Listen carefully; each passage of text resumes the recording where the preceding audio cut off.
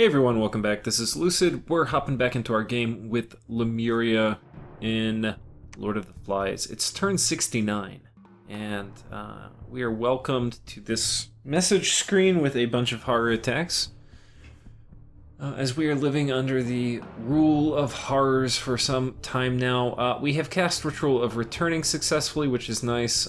We are being attacked by Hunter of Heroes. I think this is his second appearance. This actually is a really dangerous horror because his first attack is Consume Soul, which will basically kill the shit out of immortals. So hopefully, let's see what he hit me with. Okay, so he killed me with Astral Hook, which, if we look at it, Astral Hooks will give you a horror mark. So this guy probably got horror marked. But that is good, actually, because he didn't die to Consume Soul, which would permanently erase him. And we are fighting one Flip Cat. We should be able to kill this, but our spellcasting AI is shitty as fook. Okay, looks like we got him. And we did. So, let's check out the next battle. We're attacked by a Mind Slime. And actually, I've started using this guy. I should have really been using him the whole time to cast, especially since I've kind of been trying to kill him, but he was really useful as a raider for a while in Calum. But anyway, I need to get rid of all these afflictions, especially this Lost in Arm affliction, which has him only hitting with the fist. And the best way to do that is to get him killed. So hopefully we can manage that.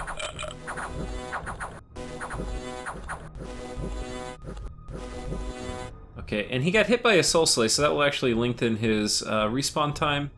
But that's fine. Hopefully he comes back with fewer afflictions than he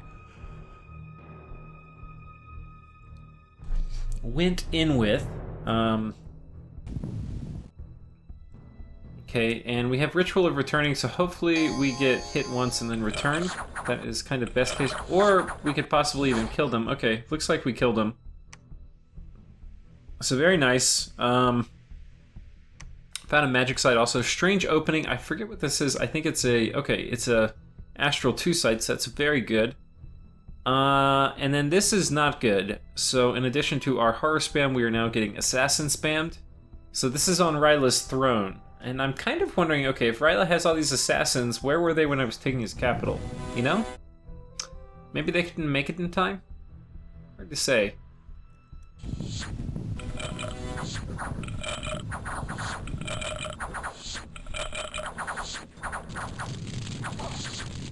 Okay, it looks like he hit me with, oh no, he didn't. Okay, so it looks like that first one we won. Second one, let's check it out. Be nice if I got that bottle of water. Okay, this isn't gonna go well.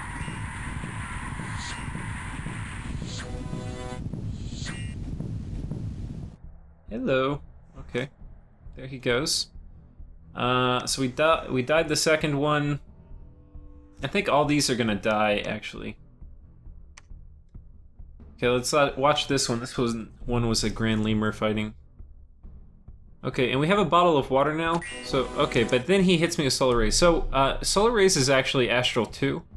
So he had Astral Gems, which he probably has in some abundance with Astral Corruption up. But he basically can cast it even though he's Astral 1, because he uses a gem to cast a spell that would normally not require a gem, and that allows him to drop that. Which apparently does a shit ton of damage, because if we look at it, he cast Solar Rays, and how much damage did it do? It looks like it did 5. How the hell did that freaking kill me? Let's ask that, actually.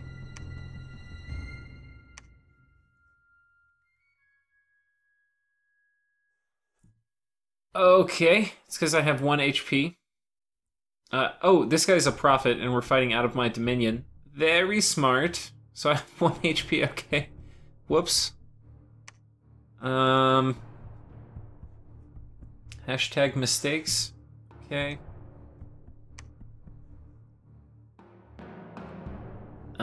Yeah. So this is unfortunate, because Ryla actually is very big and has a lot of thrones, and taking thrones from him is going to be quite tough. Okay, cast Quickness, that's gonna help. Don't summon water elementals. That would be too smart. Okay, So, that is what happened here. Down here, let's see what happened. So Ryla is attacking me with an Archdevil, and it looks like these Formless spawn, which are from the Void Gate. And I've got a big old army. Okay, so he cast Time Stop. This actually is one of the really cool new spells in Dominions 5, and I believe this guy cast it? Yeah. So now only he is going to cast. He's going to do Phoenix Pyre, and then Firestorm, and then Living Fire. And we don't like Firestorm. It is going to wreck our shit. There we go, it has wrecked our shit now.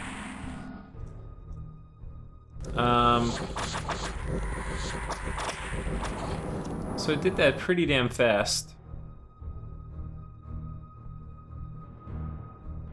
What is that guy?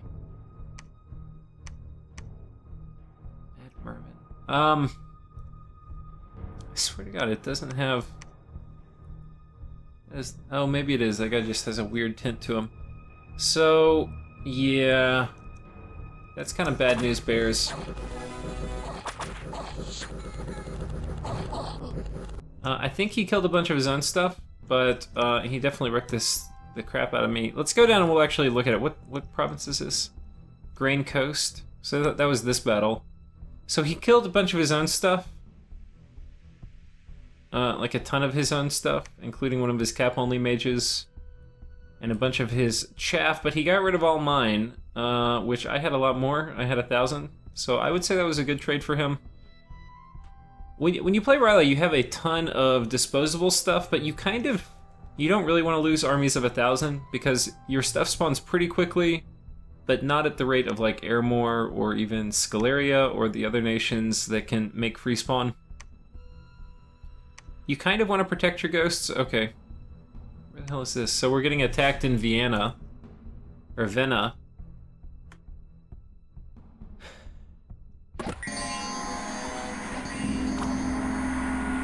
Okay, so we're dropping some cool stuff. I think we're casting, what, Stygian Skin.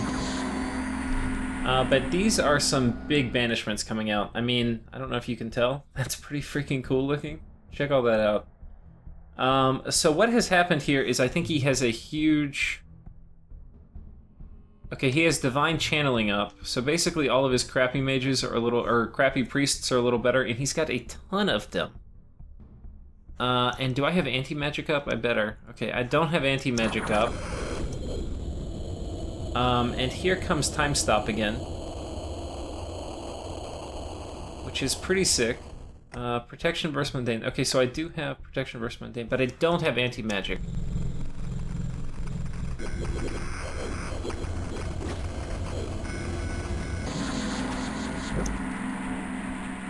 It looks like Firestorm came out here too. So Firestorm is kind of wrecking my shit. In terms of his guys, let's see if it's going to wreck his stuff. His guys have Firefend up, or something like that, because they have 5 fire resistance. So yeah, we're kind of getting destroyed. This is kind of what I was thinking would happen underwater. The thing is, you can't drop Firestorm underwater. So this may have been very calculated by the Ryla player, where he says, look, all the stuff I can use to kill Lemuria, I can't use underwater, like Firestorm. So he's killed me twice. Where was this? Here was the other one. He's killed me twice, once here and once here.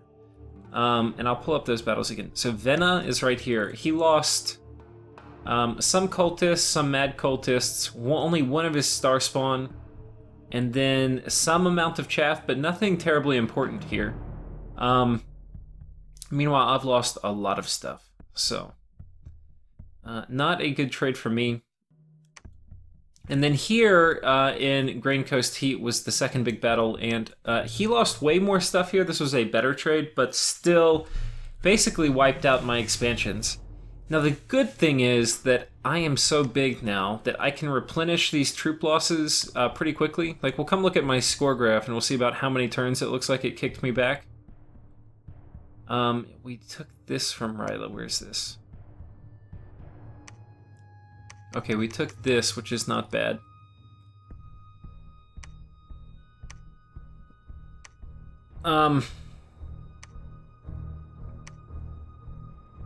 Okay, and this was the battle inside of Calem's Fort. If you recall the end of last episode, we were sending this guy in because I was about ready to get rid of Calem's Dominion and get my free spawn up.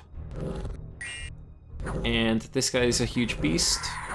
I really should have empowered him in Earth earlier. If you have this guy spawn and you empower him in Earth, everybody's going to freaking cry, especially once you get Alteration 6, which allows you to get Soul Vortex. He's almost impossible to kill. I mean, yeah. It's so hard. The only thing I would probably... I mean, he could definitely use a shield. But anyway. Okay. So I think that's it. We have... we've permanently defeated Calem, or the god of Calem is now gone since we took that last fort of his. And those are the events. So... I think that's it for kind of going through the script. In terms of what we have learned, these guys are freaking dead. So, killing armies with assassins, the kind of the magic number, and it's not exactly magic, but if you can kill half of the army's commanders with one bout of assassins, like here he killed, what, 6 or 7? 7 of my dudes. So he killed 7 dudes with assassins, which means as long as I have up to 7 more, he's going to instantly kill them next turn, because I can't get them off.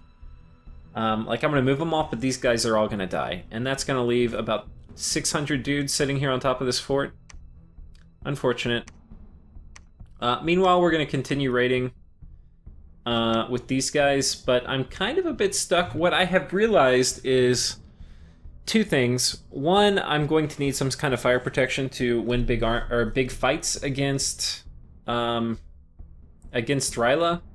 And the second thing that I've realized is I'm not going to be taking any of his entrenched forts until I have Construction 6 researched. So I'm going to go ahead and finish Alt 8, which is going to give me Warriors of Niflheim, which is pretty good. It's basically like Firefend, except you use water to cast it, which is much better for me.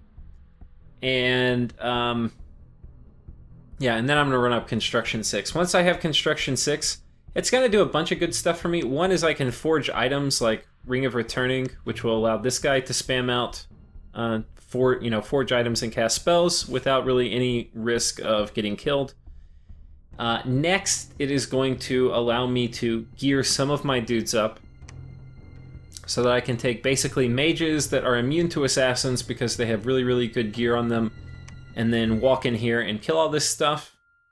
So that is kind of a plan, because I can't really siege this down with these little shitty priests. They're going to instantly die to assassins, which is kind of how I thought this whole thing would be. Like, R'lyeh definitely could have used assassins through here, but I don't know.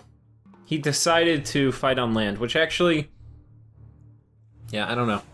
May be the right idea. It's not too risky, though, to use assassins in the water. I mean, water elementals are super hard to kill in the water. And if I ended up winning, then he could always sneak the assassins out. So, yeah.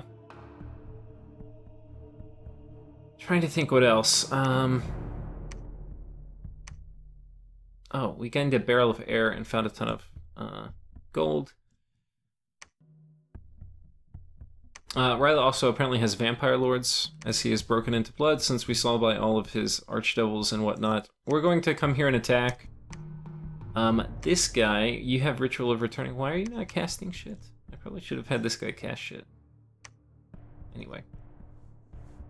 These guys are going to kind of come back.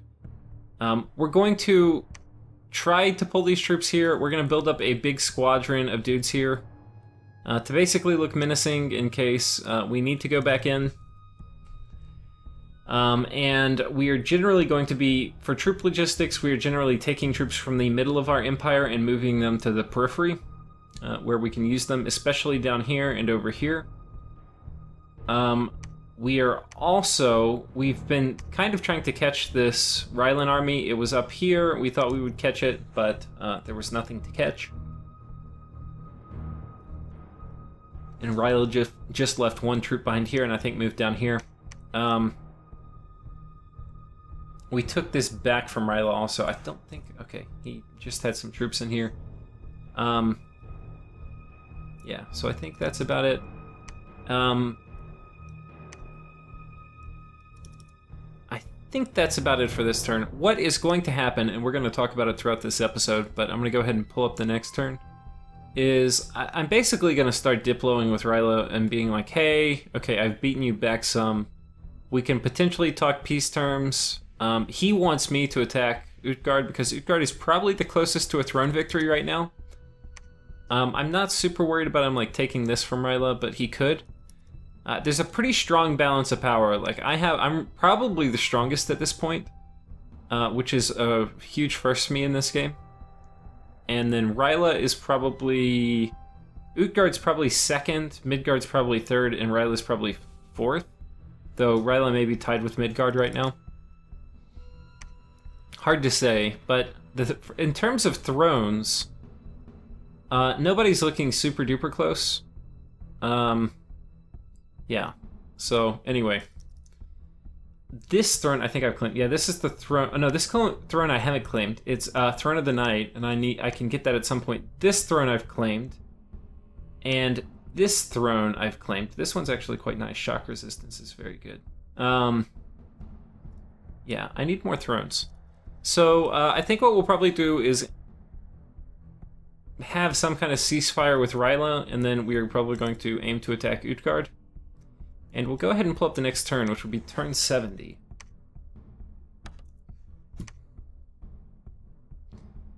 Okay, we summoned a Bishop Fish. We cast Fairy Court, and I did that to get air magic, so I can do things like Mass Flight and stuff like that. And we're going to go send her up here to this throne, which is a little questionable. Not totally sure, but anyway, we're going to try that. I probably need to send somebody south. The thing is, I kind of don't want my Fairy Queen to go insane, so I'm kind of unsure about this whole battlefront over here, but anyway, that's what we're doing. We still have Ritual. Okay, well, let's go through the events. We got attacked by Defiler of Dreams, which is not a Doom horror, it's just a normal horror, and we killed it. And then we got attacked by another one here, and that one killed us. And then this guy summoned another Grand Lemur, and yeah, did he get wrecked? He got attacked by a lesser horror, he killed it. Though I think he actually may have taken some hits here. Like, I think he went into melee. Yeah, okay. So he got hit, he probably got horror marked from that. And then these assassinations went off and killed my dudes, as we kind of had talked about. What happened, this was on that throne we had tried to take and failed. And basically, Rayla attacked... Where's this vampire? Okay, he attacks us here with his vampire, and we were moving the troops out of here anyway.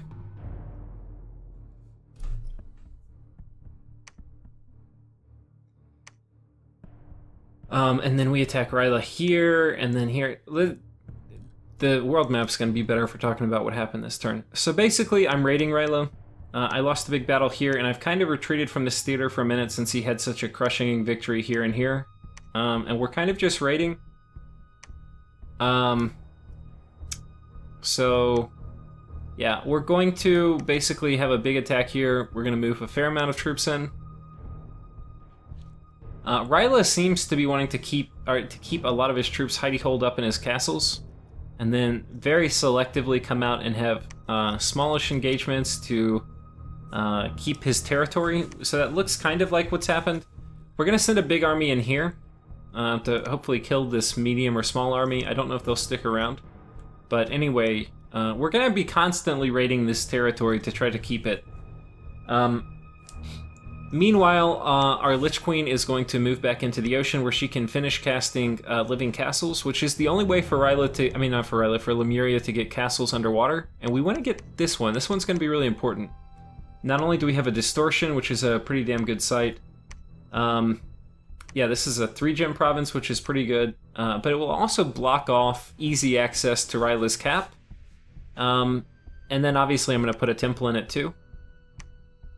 So you can see where our dominion's starting to kind of spread into these other provinces here. So that is good. Let's go through the events. Nothing really. Oh, I forgot to say, there was an arena last turn. And, of course, we sent somebody. Who is this? Somebody with an eye catcher and a slave collar? I guess trying to give me the slave collar? Oh, no, the slave collar actually... This is the People's Arena, so you can't cast spells. It's a kind of interesting version of the arena. So, anyway, everybody gets a temporary slave collar, and then you run in and fight. And, this guy is basically going to do... I've got 21 defense, and I'm ethereal, and 22 protection. This guy does have an eye catcher, which does armor negating damage. At not a lot, because it actually has negative damage. But it will also cause eye loss, which is kind of cool. So anyway, it's not going to hit for that much. I'm probably going to win. The big difference here is actually not in the normal stats you look at. It's at combat speed, 19 versus 85. So once we get into combat, you will see I probably just chop him up. Smack. Smack. Right, so I'm like, I went multiple times before he did. Anyway, as a result, we get the Champion's Curious. Or however you say that. I know somebody will correct me. Whoops. So, let's go find our dude. I think he's... Where is he? Okay, he's up here. So he has the Champion's Curious now, which is...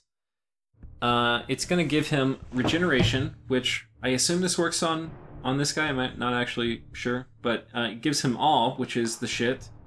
Luck, which I don't believe will work on Undead. And then Quickness, which... should stack with Heroic Quickness, which is the quickness he already has. So now, his combat speed, if you remember, it was like 70, 80 something. Well, now it's 172. Which, I don't know, it seems pretty freaking high to me. What I'm going to do, not right now, but soon, is I'm going to give him the Shadow Brand. And he's going to attack like 1,000,000 times a turn. Yeah. We're going to turn him into a little dervish of destruction. It's going to be hilarious. I do have to worry still a bit about magic resistance and him getting enslaved. That's really, I think, now the only way he can die. So, yeah. Or like Soul Slay too. But, yeah, basically we're going to turn this guy into a little machine of death and enlist him into war. Do I send... Okay, I asked Midgard if he wants to attack Utgard. So far, Midgard has been very quiet and kind of hidey-holing away.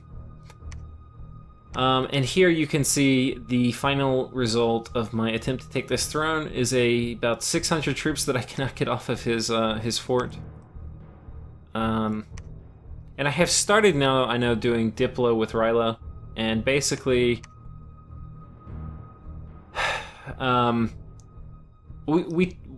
Okay, so we talked about doing a deal, and the deal was going to be, I would get to keep this and this and this and this, like all of this stuff, and he gets his capital back.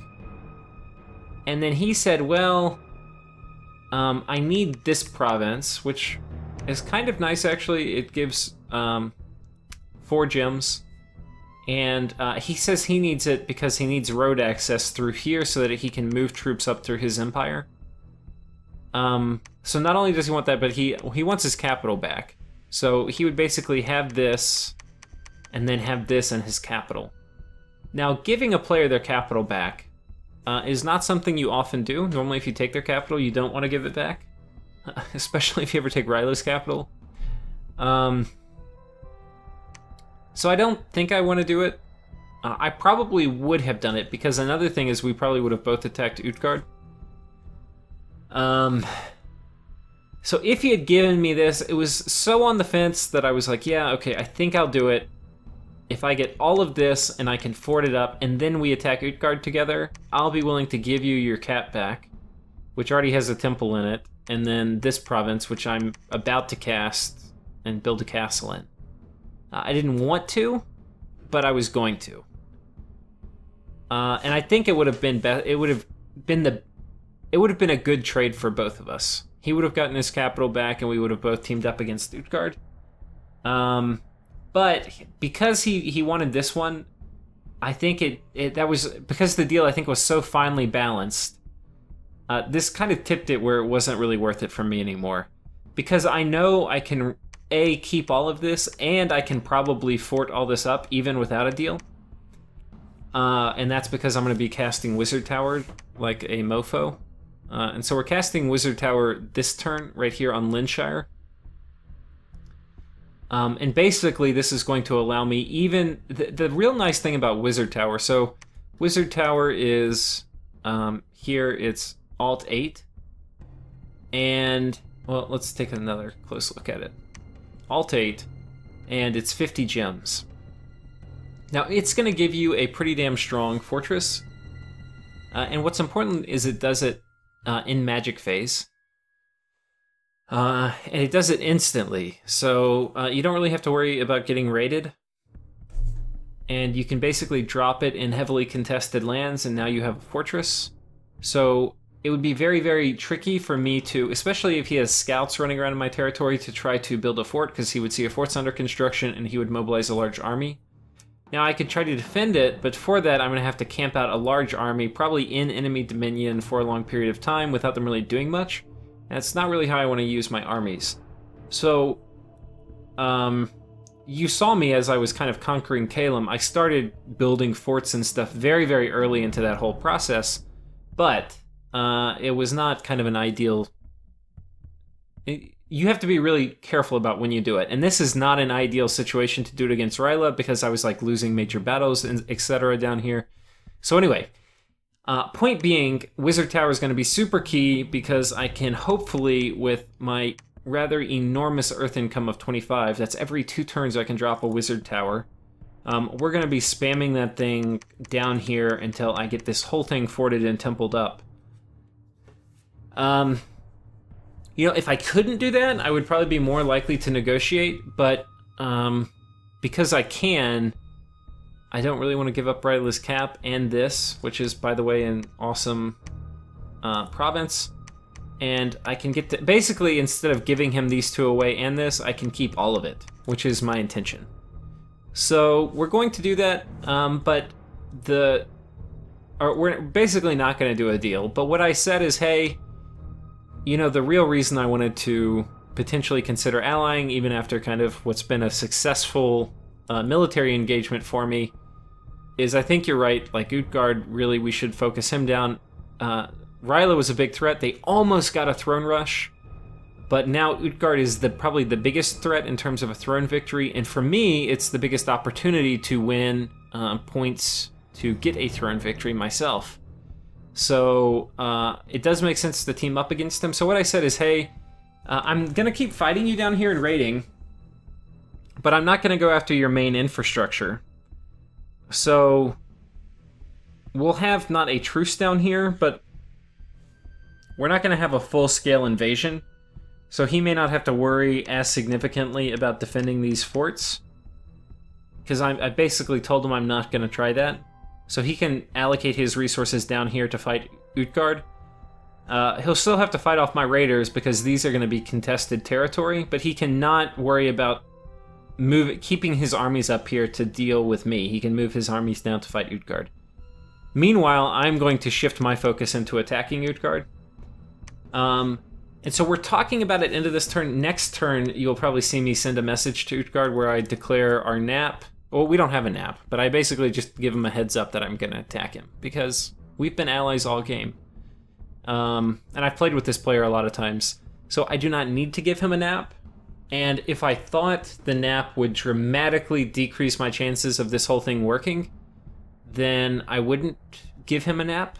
I mean, I'm sorry. If I thought declaring my intentions to attack him the following turn would dramatically reduce my chances of the attack working, like if he were way stronger than me, then I wouldn't do it. But because we have kind of similar power levels, and most of his stuff is forted, so it's not like there's a huge alpha strike advantage. I have I have the luxury, really, of being able to let him know that I'm going to attack him. Anyway, that will probably be next turn. Since Ryla and I were discussing it this turn. Did I go through? I think I went through everything. Yeah, so we're going to head underwater. We're going to go fort this up. We're going to be casting now Wizard Tower on the land. And we're researching up Construction 6, and that will give us anti-assassin gear and other gear we can use, basically the same type of gear to deal with horror assassinations with astral corruption. So, I think that's it for this turn. Let's take a quick look at our military. So it looks like when we lost that battle with Ryla, we lost about 2 turns worth of units. Because you can see within 1 turn we recovered a fair amount of it. Or no, 3 turns, because